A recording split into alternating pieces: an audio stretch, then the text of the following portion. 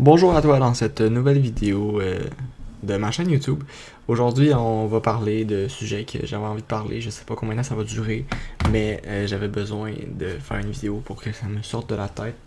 Donc, aujourd'hui, je vais parler un peu de comment voir le monde en fractal, puis comment les fractals, ça nous aide spirituellement, genre. Je sais que j'en ai parlé un peu la dernière fois, mais j'ai parlé de l'infini et tout ça. Mais là, je voulais parler un peu de certaines situations concrètes où j'ai pensé en termes de fractal. Puis ça m'a aidé à rester sur la quête spirituelle. Donc, par exemple, premier exemple, tout à l'heure, je viens d'avoir une discussion en fait, puis la personne, une discussion spirituelle justement, puis la personne elle me dit tout découle d'un besoin qui est le besoin euh, de qui est d'une peur en fait, de la peur de l'abandon.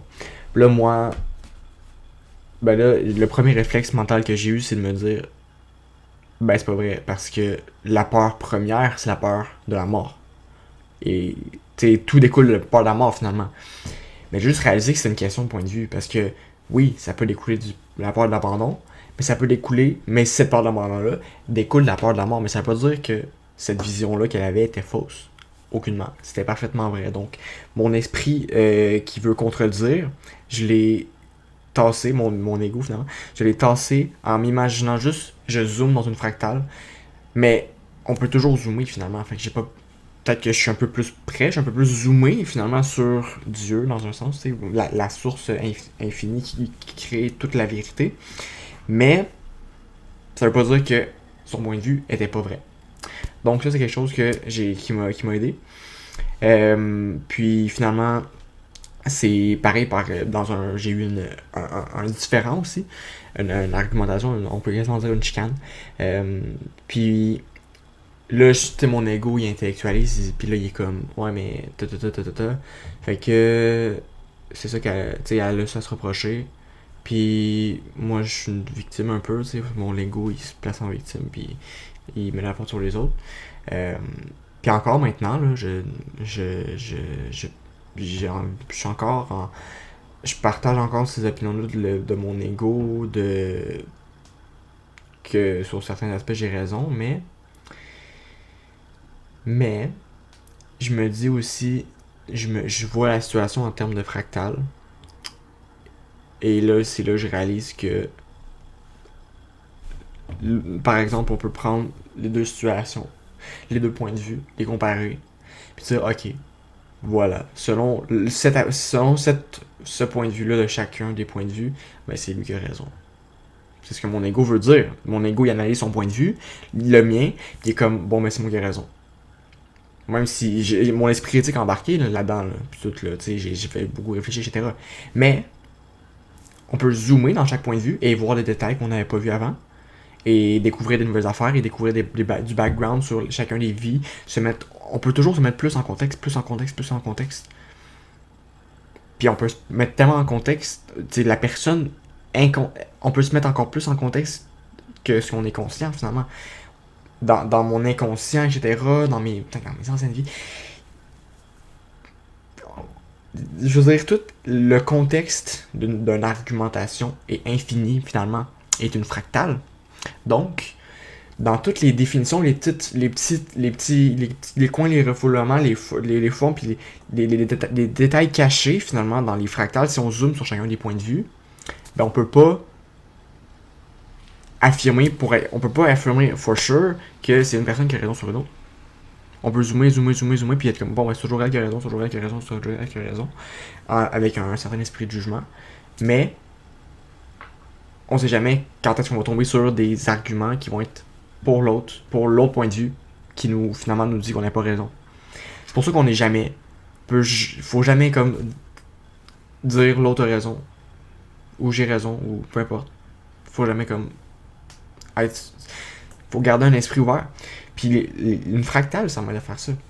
Une autre situation où les fractales, ça m'aide, c'est aussi, oui, euh, dans les petites choses, des fois, j'ai ce réflexe-là mental. Mon ego, il est comme. J'apprécie, je sais pas, une petite chose, j'apprécie une fleur en particulier ou un arbre en particulier. Puis là, mon ego, il est comme, pourquoi tu regardes cet arbre-là? Il y en a plein. Pourquoi c'est cet arbre-là que tu regardes? Il y en a des plus gros. Il y en a qui sont plus beaux. Puis à un moment donné, on m'avait déjà dit ça, je regardais une araignée. Puis mon ami qui était avec moi, il me disait, mais il y en a plein d'autres là-bas, pourquoi tu regardes d'elle? Je suis comme, parce que je regarde d'elle. Mais mon ami, c'est juste une projection finalement, là, parce que si je le fais moi aussi, là, je le fais, mon ego le fait lui-même sans que j'ai besoin de cet ami-là. Là. Il est comme, pourquoi tu regardes, pourquoi tu apprécies telle personne que tu trouves plus cool, mais pas une autre? Pourquoi tu donnes plus d'amour à une telle personne qu'à une autre? Mais pourtant, dans une fractale, oui, t'as des. Tu sais, je veux dire, par exemple, si on prend un exemple, tu sais, ça, ben, je vais vous montrer une fractale. Ça, c'est genre. Je vais vous montrer un zoom sur une fractale juste pour qu'on mette en place le contexte. Là. Tu sais, c'est comme. Bon, là, ça bug, là, j'ai l'impression. Ouais, ça, c'est un zoom infini finalement. Puis on trouve tout le temps des nouvelles formes. Puis on voit aussi que ça se répète. Ça se répète constamment. Mais là, tu sais, on zoome toujours au milieu, mais on pourrait zoomer n'importe où sur l'image et toujours trouver des nouvelles choses. Puis ça veut aussi dire que, par exemple, on peut prendre la forme principale et zoomer à l'intérieur, mais on peut zoomer sur les petits tours, là, les petites affaires, là, les petites périphéries qui ont peur de grand chose, mais quand tu zoomes dessus, ben t'es comme bon, ben ça aussi c'est infini en complexité, tu sais. Tu peux zoomer absolument partout et trouver de l'infini complexité. Puis c'est là qu'on se rappelle, c'est là que finalement, il faut se rappeler que contempler une seule feuille que tu as trouvée à terre, même s'il y en avait plein, si c'est cette feuille-là, que c'est la première que tu as prise, mettons, dans tes mains, là, ben c'est tout. C'est elle qu'il faut que t'aimes là. Faut pas que tu te demandes pourquoi c'est cette feuille-là j'ai pris. C'est cette feuille-là que j'aime là. Parce que n'importe quelle d'autre que j'aurais pris est infinie en complexité. Et cette feuille-là est infinie en complexité, comme par exemple, je sais pas, une méchante grosse église de la mort. Là. La méchante grosse église de la mort est infinie en complexité comme la feuille. Donc, tout est autant digne d'admiration, d'amour. Il n'y en a pas un qui est plus digne que l'autre. Tout est absolument égaux. Puis ça je sais que... Et ça, en fait, c'est parfaitement applicable aux relations humaines puis aux humains, finalement. Là. Une personne qui est comme... Bon, moins intéressante à la base, mais c'est du deuil de l'amour. Parce que cette personne est infinie en complexité aussi. Puis cette personne-là se distingue d'une autre parce que l'infinie complexité, ça veut aussi dire que tout est absolument différent. Dieu ne reproduit jamais sa création deux fois. Parce que on est dans un infini de possibilités et dans un infini de probabilités aussi. On a l'espace pour que les choses se produisent est infini et le nombre de différentes choses qui peut arriver est infini. C'est fou là, ça veut dire que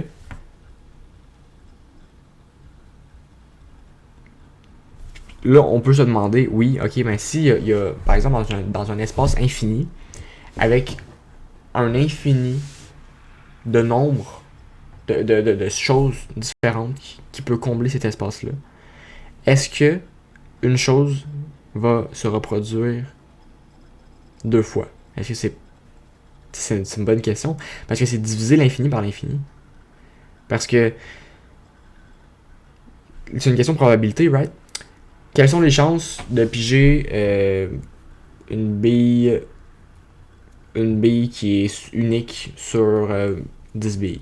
Ben, 1 sur 10, right?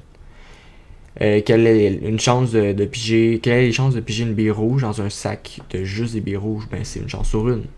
On divise tout le temps le nombre de choses qui peut se produire par ce qui... Tu comprends ce que je veux dire? Là? J'ai de la misère à expliquer ma pensée.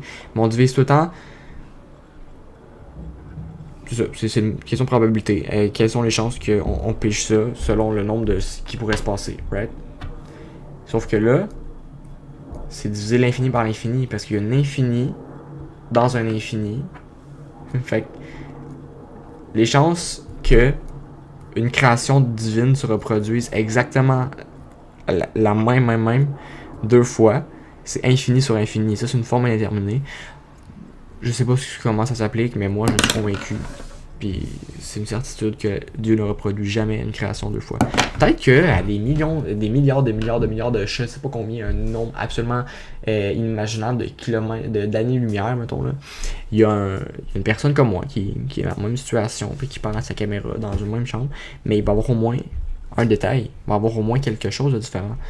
Parce que Dieu ne reproduit jamais sa création à l'identique. Ça veut dire que le moment que tu vis en ce moment, c'est la dernière fois dans l'univers au complet que cet exact moment-là est vécu. Dans l'univers, même s'il est infini, là, l'univers est absolument infini, là. Mais pourtant, ce moment-là ne va jamais se reproduire. Parce que tellement, il y a une infinie de variations à un moment. Donc c'est parfaitement logique quand on y pense. Parce qu'il y a tellement de facteurs qui peuvent être modifiés. Juste, par exemple, la position d'un crayon, c'est parfaitement logique qu'il y a un moment comme là qui se reproduise à l'identique, mais mon crayon est dévié de 0.0001 degré dans un autre sens. Genre, mais ça reste que ce moment-là est différent à cause de cette petite variation-là. Ou une cellule dans mon corps qui est différente. Il y a tellement une infinie de variations, ou un atome, etc. Il y a tellement une infinie de choses qui peuvent varier dans un moment, dans un corps, dans un objet, que c'est parfaitement logique qu'une création ne se reproduise jamais à l'échelle de Dieu. Donc, ça nous rappelle qu'il faut profiter du moment présent, parce que ce moment-là, c'est la dernière fois que cet exact moment-là est vécu à l'échelle de l'histoire de Dieu, là, carrément, de l'éternité. Là. C'est fou, là. Parce qu'on pourrait penser dans l'éternité, il y a tellement de temps dans l'éternité que, à un moment donné, ça va se reproduire, ça va par hasard, ce moment-là exactement, il va réexister. Puis on va avoir l'impression que oui, parce qu'il va être très semblable, mais non, ça sera pas le même moment. Ça sera pas le même. Même l'éternité, parce que l'éphémérité, c'est une loi de l'éternité. C'est, dans un sens, c'est con, là. Mais l'absolu, l'éternité, l'infini, tout ça, quelque chose qui paraît très constant, right? Qui paraît figé, c'est ce qui crée la loi absolue et universelle de l'éphémérité, de tout est voué à disparaître. Parce que tout ce qui a une forme est voué à disparaître. La seule chose qui ne va jamais disparaître, c'est justement l'infini, l'indéterminé, le non-forme, finalement. Le zéro et l'infini, c'est ce qui va toujours être. Parce que c'est non-forme. Puis la forme que je lui donne, là, le non infini, ça aussi, ça va disparaître. C'est une forme. Parce que, puis on peut pas expliquer la non-forme. Il faut le vivre. J'ai vu une vidéo récemment qui dit qui suscitait en apparence un paradoxe, mais qui en est pas un. Puis il faut que je fasse une pirouette intellectuelle pour l'expliquer, parce que pour briser la pirouette intellectuelle qu'on a utilisée pour faire croire que c'est un paradoxe, ok? Dans le fond, selon le bouddhisme, tout est éphémère, right? Ça, puis c'est une loi que je transmets aussi, là. Selon le bouddhisme, tout est un cycle de contraction, de nouvel univers. Puis on a découvert dans la science aussi que c'est assez accurate, parce que l'univers est un Big Bang, puis il y a des bonnes chances qu'après ça soit un Big Crunch, puis qu'il se rend, puis que etc. Donc ce cycle-là continue. Mais là, les gens, ils se sont dit, oui, mais ce cycle-là, il dure pour toujours. Lui, il est éternel. Lui, il est pas soumis à la loi de l'éphémérité. Donc, si c'est le cas, ça veut dire que, à un moment donné, il va arrêter le cycle. Puis à un moment donné, il n'y aura plus rien. À un moment donné, il n'y aura plus rien, puis il n'y aura plus de cycle. Puis l'univers est complètement fini. Parce qu'il faut que le cycle finisse. Si on veut respecter la loi qui dit que tout est éphémère, ce cycle-là doit être éphémère aussi, right? Puis là, il y en a qui vont se faire avoir, là. Même moi, j'aurais pu me faire avoir, là, mais j'ai quand même... J'ai gardé mon esprit critique, puis j'ai comme analysé la chose avec un regard... voilà, je vais t'expliquer la pirouette intellectuelle pour briser cette pirouette intellectuelle-là. Le but, c'est de jamais faire le pirouette intellectuelle, comme ça, on se casse pas la tête, right? Mais bon, on va en faire une.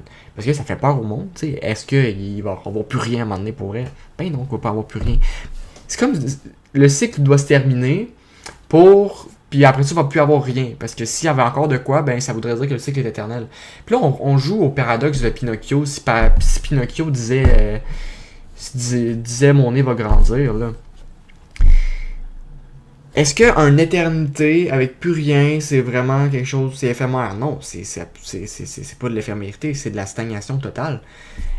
C'est parce que le cycle, ce cycle-là de contraction et de rétraction, le cycle perpétuel,